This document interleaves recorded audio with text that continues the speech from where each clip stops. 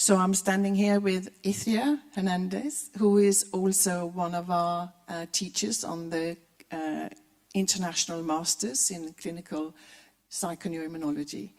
And we have just enjoyed one of the most incredible presentations this afternoon at the Congress here in Antwerp, celebrating 35 years of clinical CPNI.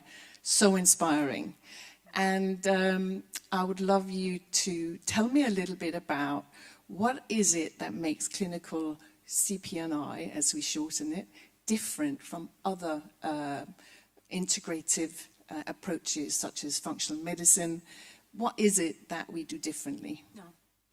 I think this has been the work of Leo for 35 years. I think his translation from science to clinical field has been amazing. And that has been done by, of course, every approach has models of thinking, meta-models, different meta-models. So through those meta-models, we can put all that science into practice and decide how to approach each patient and personalize, and take into account different components of the text and the context, for example, yeah? So one of the meta-models we use most in clinical practice, and I think this meta-model is a key element for us in our field, because personalization is not easy. Clinicians manage thousands of parameters in the persons, related to the person and related to the environment. So we need to manage so much data that we need to be able to simplify that, to decide where to go, what to do, how to start with what, in which matter.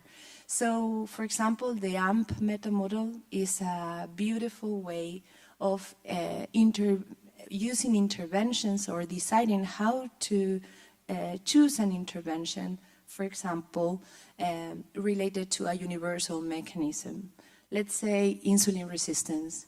So you have a patient with insulin resistance, and this is an obese patient, and of course you could give him like insulin sensitizers or insulin-like molecules to make that person more insulin resistant, more insulin sensitive. But of course, everything depends. So in this meta-model, we connect different biochemical pathways in the body that are connected to different etiologies.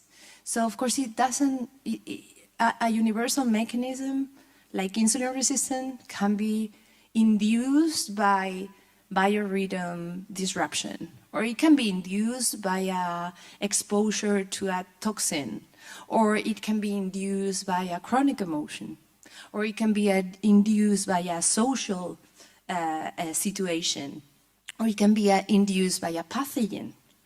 So we call this the AMP meta-model, the molecular pattern.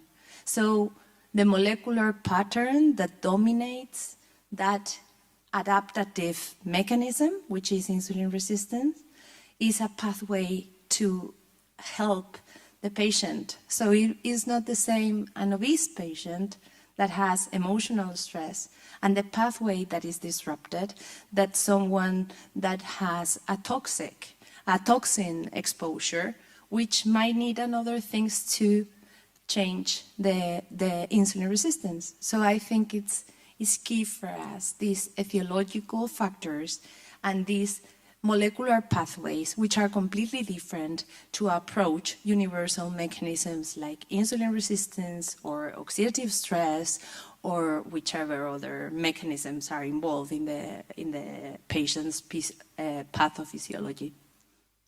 Fascinating. And absolutely personalized medicine. Personalized. Thank you so much. Thank you so much.